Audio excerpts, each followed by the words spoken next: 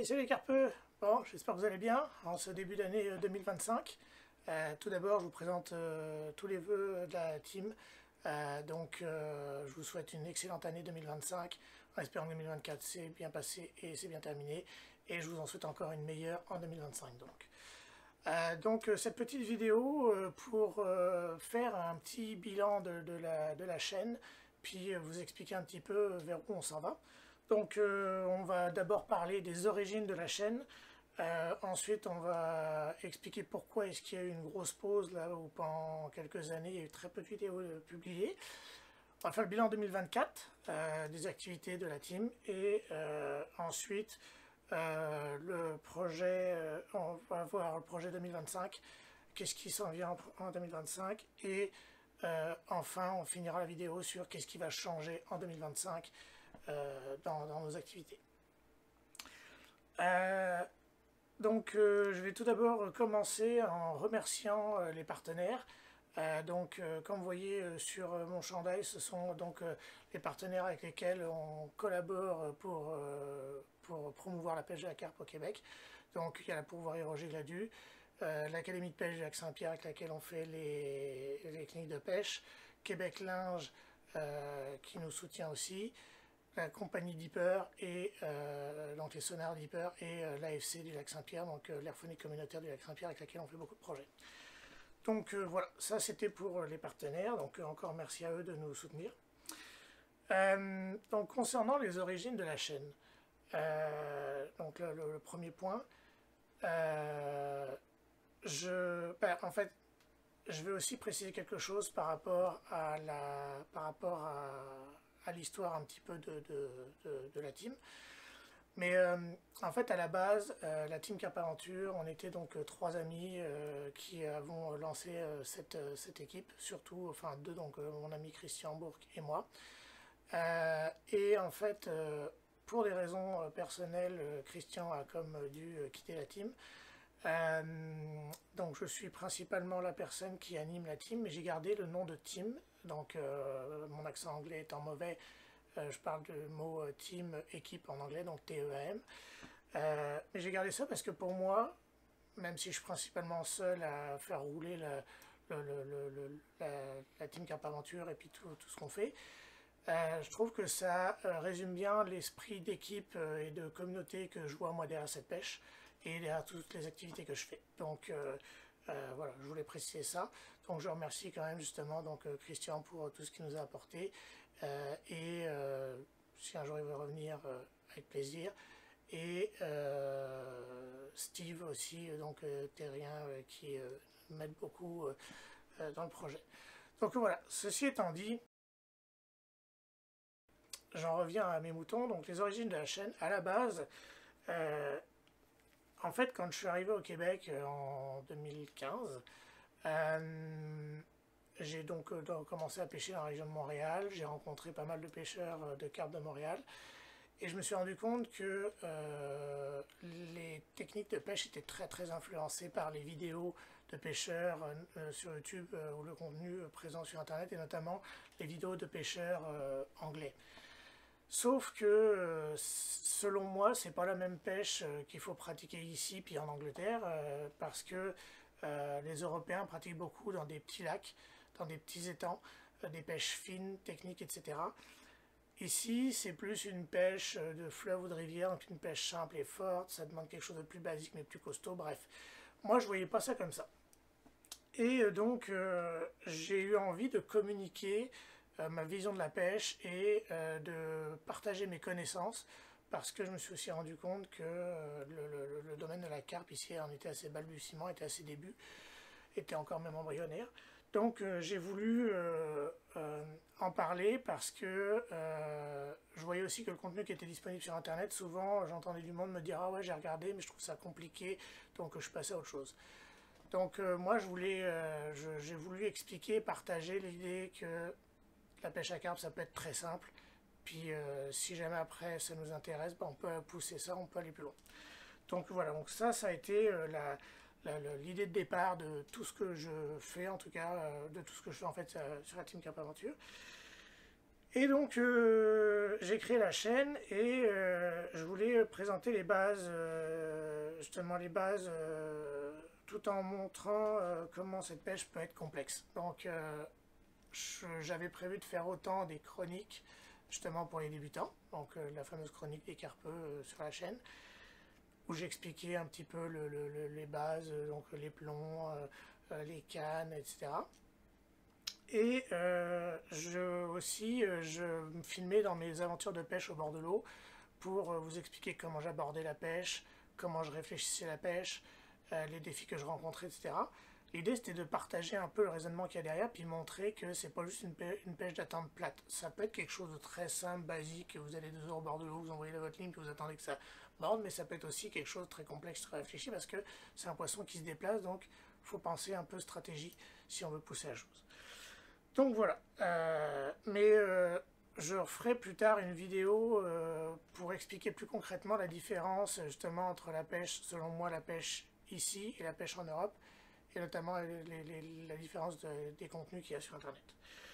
Donc voilà, donc je voulais faire ça et c'est ce qui m'a poussé à créer la chaîne parce que pour moi c'était un média complémentaire à Facebook, Instagram, etc., le site internet. C'était une façon de montrer un autre contenu. Concernant la pause, parce que effectivement au début j'ai commencé assez fort, j'ai envoyé plusieurs vidéos, bon la qualité des vidéos et des montages ça c'est autre chose, mais j'ai travaillé fort parce que j'y connaissais rien là-dedans, donc j'ai appris sur le tas et ça me plaisait, j'ai travaillé fort pour publier pas mal de vidéos, euh, sauf que je me suis rendu compte que ça me prenait énormément de temps, vraiment beaucoup beaucoup beaucoup. Et entre-temps, il y a eu des événements dans mes activités de pêche, mais aussi dans mes aspects personnels, familiaux, qui ont fait que j'ai eu beaucoup moins de temps à consacrer à la vidéo. Pour l'aspect pêche, ce qui a joué, c'est que euh, il y a notamment eu l'apparition du tournoi, le Challenge Carp Québec, qu'on a créé à la pourvoirie Roger Glalu et qui a lieu tous les ans maintenant. Il y a eu la Covid aussi qui est passée par là. Donc là, le tournoi a créé ça de toutes pièces. J'en avais jamais organisé de ma vie. Donc il a fallu que j'apprenne, que je m'imprègne, que je vois comment ça marche, etc. Bref, je m'en suis occupé. Ça m'a pris énormément de temps. Je pensais pas autant d'ailleurs. Et puis il y a aussi les aspects familiaux parce que bah, moi, dans ma vie personnelle, j'ai aussi avancé dans la vie, travail, compagne, enfant, etc. Donc les choses ont fait que j'ai eu beaucoup moins de temps et la chaîne YouTube, bien malgré moi, est tombée complètement, euh, comment dire ça, complètement à côté, complètement de côté. Aussi parce que je voulais garder la même qualité que je faisais des dernières vidéos, donc je voulais essayer de faire des vidéos de qualité. J'avais mon idée en tête de comment je voulais faire les vidéos, mais ça me prenait beaucoup de temps à faire. Et je voulais essayer de garder ça au maximum pour attirer du monde parce que bah, l'algorithme sur YouTube fonctionne comme ça. Il faut des vidéos de qualité voilà, pour que ça fonctionne. Donc je voulais essayer de maximiser mon temps. Mais justement, avec tout ça, ça m'a poussé à penser de devoir faire autrement. Puis je vais vous expliquer ça un peu plus tard. Ensuite, donc, ça c'était pour pourquoi il y a eu une pause, parce qu'au final j'ai manqué de temps. Euh, donc là maintenant, on va faire le bilan de 2024. Donc le bilan de 2024, qu'est-ce qui s'est passé en 2024? Donc on a eu une clinique avant le tournoi cet été qui a été très bonne avec un très haut taux d'inscription. On a eu une quarantaine d'inscrits. C'était vraiment excellent, c'était nos plus forts taux d'affluence depuis le début. Depuis le début qu'on fait les cliniques, là, depuis quelques années. Donc j'ai trouvé ça génial, les gens étaient intéressés, ça posait des questions, c'était parfait. Donc ça vraiment ravi. L'autre point très positif de 2024, le tournoi a été complet. Ça, je m'y attendais pas du tout. Mais donc le tournoi 2024 a été complet. En plus, on avait fait comme une erreur, enfin, on avait mis ça le week-end de la fête du travail, donc je ne m'attendais pas à ce qu'on ait le tournoi complet. La seule grosse difficulté qu'on a eue par rapport au tournoi, c'est que cette année, pour je ne sais quelle raison, on a eu moins de sponsors. Donc ça va être le défi 2025. Puis sur le plan de la pêche, par contre, moi, ma saison a été très courte pour des raisons personnelles ponctuelles. Mais j'ai dû consacrer plus de temps à la maison et j'ai pu très peu aller à la pêche. Donc j'espère que pour l'année prochaine, ça sera mieux. Donc voilà, donc en gros, un bon bilan pour 2024, satisfait de mon année. Au niveau des activités, ça a été le top. C'est juste sur ma pêche personnelle où ça a été un peu moins bon. Mais bon, toutes les années ne peuvent pas se suivre et se ressembler. Donc ça, c'était pour le bilan 2024. Pour les projets 2025, ce qui s'en vient, j'ai commencé à dévoiler un peu le punch tout à l'heure, là, mais grosso modo,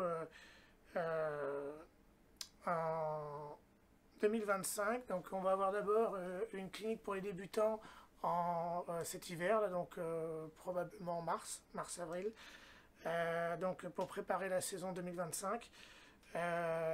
L'idée, ça va être justement de proposer de présenter un peu les bases de cette pêche, ou acheter les produits, qu'est-ce qu'il faut acheter pour ceux qui veulent essayer en 2025 ou qui veulent continuer à apprendre et à se développer. Et on voudrait aussi faire justement une période d'échange avec, comme une période de réseautage, comme un 5 à 7, avec les participants, tous les participants des précédentes éditions du Challenge Carp Québec. Donc pour qu'il y ait des échanges entre les débutants, les candidats, ceux qui sont nouveaux, qui ne connaissent pas du tout, puis ceux qui ont essayé le tournoi, puis qu'il y ait des retours d'expérience. Bref, créer de l'échange, puis commencer à poser les bases, plutôt continuer à poser les bases d'une petite communauté. Une chose aussi que j'ai oublié dans le bilan 2024, c'est que la communauté continue à grossir, et ça, c'est vraiment une bonne nouvelle. Je suis très très heureux. Là, on est début janvier et on vient de dépasser les 700 membres sur le groupe Facebook. C'est fantastique. Donc merci beaucoup, continuez comme ça. Donc le tournoi, j'en ai parlé. Oui, évidemment, dans les projets 2025, comme je disais tout à l'heure, l'idée, ça va être de relancer la chaîne YouTube. Donc je vais le dire très sincèrement, les algorithmes de Facebook et puis le fonctionnement de Facebook en général, je suis un petit peu tanné. Je vais continuer, ça n'a pas de problème. Mais moi, à la base, ce qui me donne vraiment du plaisir, c'est de faire des vidéos, c'est de transmettre mon partage, de partager mes connaissances ou de partager mes affaires en vidéo. Donc, tant qu'à y être, je vais me servir du canal de YouTube pour justement partager tout ça. Puis, probablement que je vais le partager sur les réseaux sociaux après. Donc voilà, puis dans les projets 2025, l'autre projet, c'est un nouveau site internet mis à jour. Donc je suis en train de travailler à la mise à jour du site internet, donc teamcarpaventure.com, parce que ça faisait longtemps que j'avais pas mis le nez dedans là, et qu'il y avait beaucoup de choses qui n'étaient plus, comment on appelle ça, plus à jour.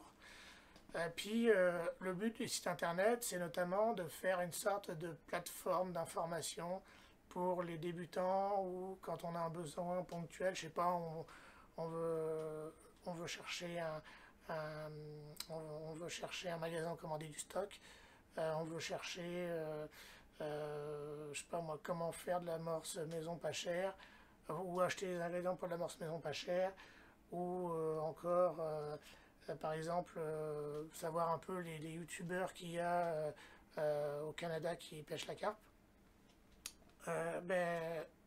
Je suis en train de monter des répertoires de tout ça, et je vais mettre tout ça en ligne sur le site internet. Comme ça, n'importe qui veut voir un petit peu qu'est-ce qui existe au Canada et un peu en Amérique du Nord pour certains points, il le verra. Les listes ne sont pas complètes, c'est moi qui les fais, puis je connais pas tout, donc je fais ce que je peux, et s'il y en a à rajouter, vous pourrez les rajouter, m'envoyer un message pour les rajouter, mais je trouve ça bien parce que, enfin en tout cas moi ce qui m'a donné l'idée de faire ça, c'est que quand je suis arrivé là en 2015, c'est des informations que moi j'aurais voulu avoir ou j'aurais eu besoin, que je trouvais pas. Donc je me suis dit, bah, tant qu'à faire, je vais essayer de les monter pour les autres. Donc voilà. Projet 2025, ça ressemble à ça. Puis j'espère avoir un petit peu de temps de pêche aussi pour moi, hein, quand même. Mais ça va dépendre de mes aléas familiaux aussi. C'est aussi pour ça que euh, j'ai plus de projets que de temps de pêche dans mes projets 2025 parce que les projets, je peux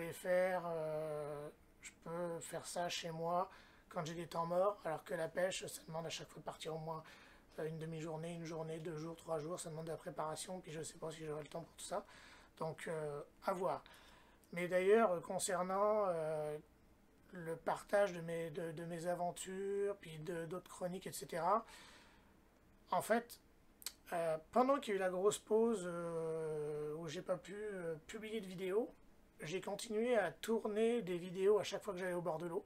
Donc j'ai du contenu pour faire certainement quelques dizaines de vidéos, autant de mes aventures au bord de l'eau que de mes chroniques. Euh, donc même si j'ai moins le temps d'aller au bord de l'eau, parce que je suis comme bloqué à la maison, je vais être capable quand même de vous publier d'autres affaires parce que j'ai beaucoup de contenu en attente. Et je vais expliquer un peu plus loin comment je vais faire pour peut-être justement être capable de publier plus cette année. En tout cas, pour le projet 2025, c'est ça que je voulais expliquer. Donc, et puis, le dernier point abordé aujourd'hui, donc, qu'est-ce qui va changer en 2025? Donc, les changements qu'on va apporter, euh, en fait, ce qui va changer, c'est que je vais avoir encore moins de temps à partir de 2025 pour quelques années. Dans ces cas-là, ce que je pense faire, c'est malgré tout, je veux reprendre la vidéo parce que c'est ça que je tripe de faire. Par contre,